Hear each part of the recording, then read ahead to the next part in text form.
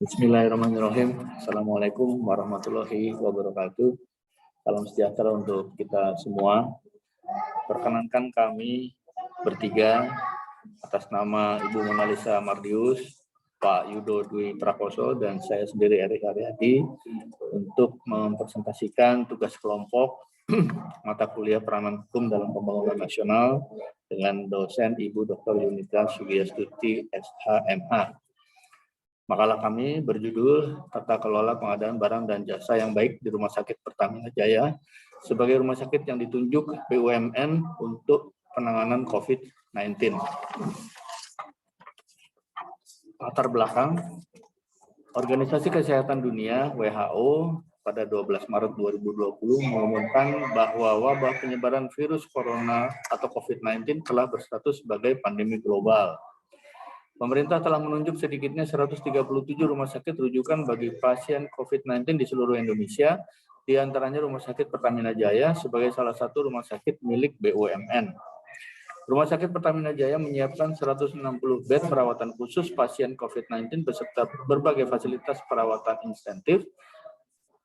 intensif, menerima rujukan pemeriksaan laboratorium swab PCR COVID-2 sebanyak 20 dokter spesialis serta 200 perawat dan tenaga medis dan non-medis lainnya. Persiapan pembangunan rumah sakit COVID dengan menyiapkan sumber daya yang cukup, baik dari segi pengetahuan, teknologi, dan sarana prasarana yang baik. Rumusan masalah. 1. Bagaimana langkah-langkah cepat, tepat, fokus, terpadu, dan sinergi antara kementerian, lembaga, dan pemerintah daerah untuk melakukan refocusing kegiatan, realokasi anggaran, serta pengadaan barang dan jasa dalam rangka percepatan penanganan COVID-19 yang dilakukan oleh Rumah Sakit Pertamina Jaya sebagai salah satu rujukan rumah sakit milik BUMN dalam penanganan COVID-19. Yang kedua, bagaimana proses pengadaan barang jasa di Rumah Sakit Pertamina Jaya tetap mengedepankan tata kelola perusahaan yang baik. Kita lanjut. Bagaimana prinsip-prinsip good corporate governance dalam proses pengadaan barang dan jasa? Peraturan Menteri BUMN nomor PER-09/MBU/2012 JO PER-01/MBU/2011 tentang penerapan good corporate governance di BUMN. Transparansi, keterbukaan dalam melaksanakan proses pengambilan keputusan dan keterbukaan dalam mengungkapkan informasi material dan relevan mengenai perusahaan. Jadi ada 5 ini. Yang pertama adalah transparansi, yang kedua accountability, kejelasan fungsi, pelaksanaan dan pertanggungjawaban organ sehingga pengelolaan perusahaan terlaksana secara efektif. Yang ketiga responsibility, kesesuaian di dalam pengelolaan perusahaan terhadap peraturan perundang-undangan dan prinsip-prinsip korporasi yang sehat. Yang keempat independensi, yaitu keadaan di mana perusahaan dikelola secara profesional tanpa benturan kepentingan dan pengaruh atau tekanan dari pihak manapun yang tidak sesuai dengan peraturan perundang-undangan dan prinsip-prinsip korporasi yang sehat. Yang kelima, fairness, yaitu keadilan dan kesetaraan di dalam memenuhi hak-hak pemangku kepentingan atau stakeholder yang timbul berdasarkan perjanjian dan peraturan perundang-undangan. Berikutnya akan disampaikan oleh Ibu Mono. Silakan, Bu. Ya, terima kasih, Pak. Saya lanjutkan. Dasar hukumnya adalah Instruksi Presiden Nomor 4 Tahun 2020 tentang refocusing kegiatan realokasi anggaran serta pengadaan barang dan jasa dalam rangka percepatan penanganan coronavirus disease 2019 COVID-19. Undang-Undang Nomor 24 Tahun 2007 tentang penanggulangan bencana, Peraturan Pemerintah Nomor 21 Tahun 2008 tentang penyelenggaraan penanggulangan bencana, Peraturan Pemerintah Nomor 21 Tahun 2008 tentang penyelenggaraan penanggulangan bencana. Ketiga, Peraturan Pemerintah Nomor 22 Tahun 2008 tentang pendanaan dan pengelolaan bantuan bencana. Keempat, Peraturan Presiden Nomor 16 Tahun 2018 tentang pengadaan barang dan jasa pemerintah. Kelima, Peraturan Presiden Nomor 17 Tahun 2018 tentang penyelenggaraan penanggulangan bencana dalam keadaan tertentu. Keenam, Surat Edaran Lembaga Kebijakan Pengadaan Barang dan Jasa Pemerintah (LKPP) 3 Tahun 2020 tentang penjelasan atas pelaksanaan pengadaan barang jasa dalam rangka penanganan coronavirus disease COVID-19. Analisa. 1.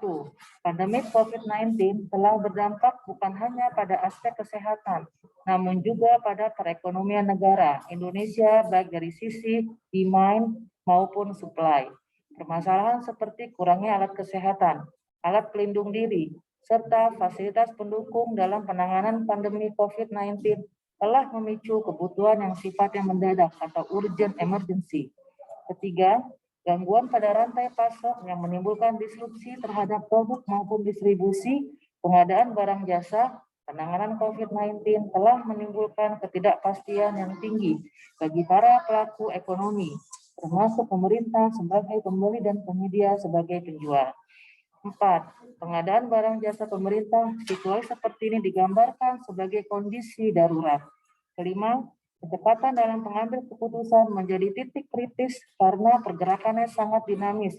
Prinsip utama yang dikedepankan adalah efektivitas sambil tetap menjaga akuntabilitas.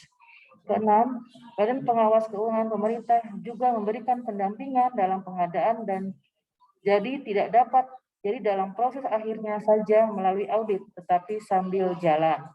Ketujuh, kebutuhan pengadaan dalam keadaan darurat yang bersifat mendesak dan harus dilakukan segera memerlukan mekanisme yang cepat dan tepat, namun tetap selaras dengan prinsip efisien dan akuntabilitas.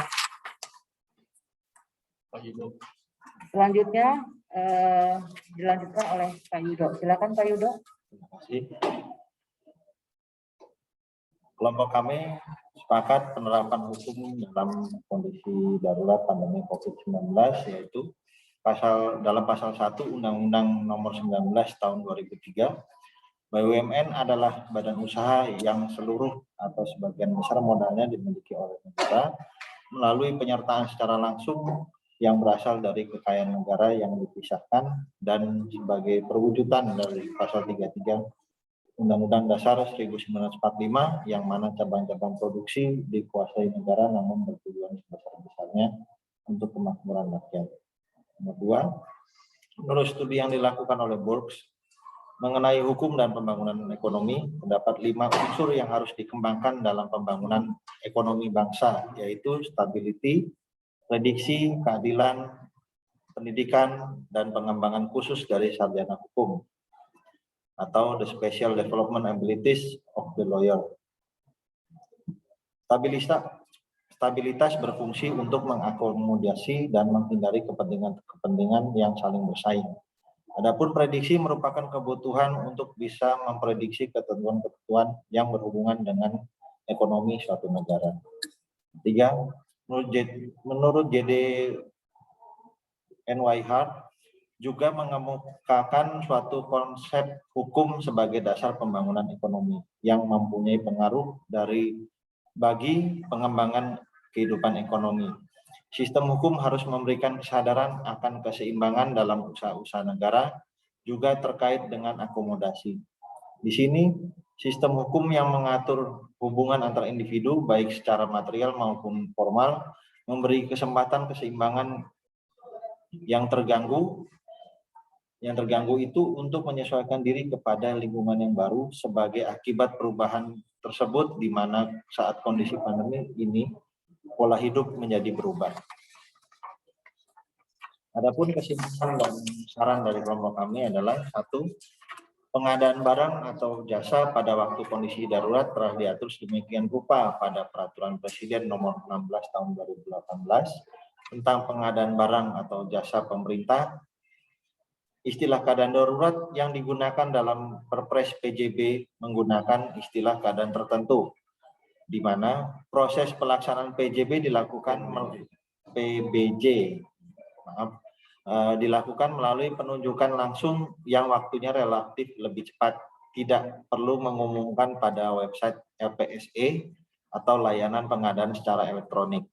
Tidak perlu ada proses evaluasi harga, dan pejabat yang melaksanakan adalah langsung PA, KPA, dan PPK. Tidak perlu membentuk kelompok kerja pengadaan. PA, KPA atau PPK langsung dapat mengidentifikasi kebutuhan, menganalisis ketersediaan, menunjuk penyedia, menerbitkan surat penunjukan penyedia barang atau jasa, menerbitkan surat perintah mulai kerja atau SPMK, membuat dan menandatangani kontrak pelaksanaan pekerjaan, serta serah terima pekerjaan.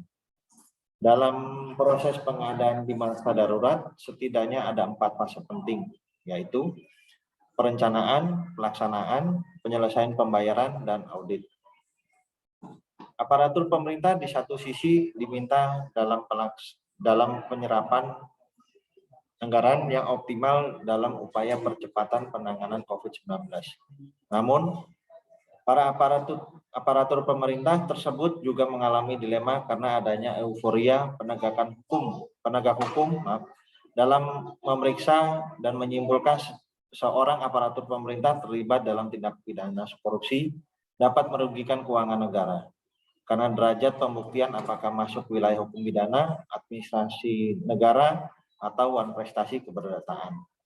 Terakhir, PT Pertamina Bina Medica sebagai salah satu rumah sakit milik BUMN telah menerapkan pengadaan atau jasa secara cepat, fleksibel, efisien, dan efektif sesuai dengan prinsip-prinsip good corporate good governance, sehingga tidak menimbulkan kerugian dan kebutuhan operasional terpenuhi dengan tetap memperhatikan prinsip-prinsip efisien, efektif, kompetitif, transparan, adil, dan wajar, serta akuntabel.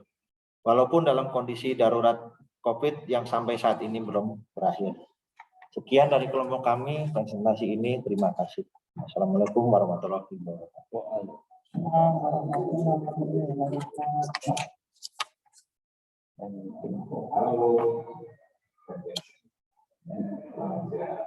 Paling kanan